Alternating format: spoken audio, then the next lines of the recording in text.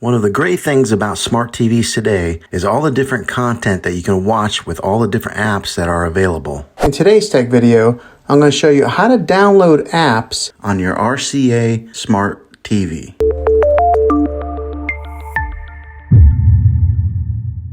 After I show you how to get apps on your TV, I will tell you about 4 recommended apps that you might want to check out that'll give you free movies and TV shows. Okay, the first thing that you want to do is press your remote's home button, then scroll down to the apps section, then select store and tap the remote's touch surface. Now browse for apps, select an app that you wish to download and then tap your remote, then select install and tap the remote, then select accept. Here are a few apps that you might want to download. The first app is called Locast. This is great for getting some local TV channels to your TV without paying for cable or using a TV antenna. 3 more free apps to download and check out are Xumo, Tubi TV, and Pluto TV. These are all free apps that have a lot of movies, TV shows, and sports channels. Well, thanks for checking out this video, guys. If it was helpful to you, go ahead and click a thumbs up on it and go ahead and subscribe to my channel. I make tech videos all the time,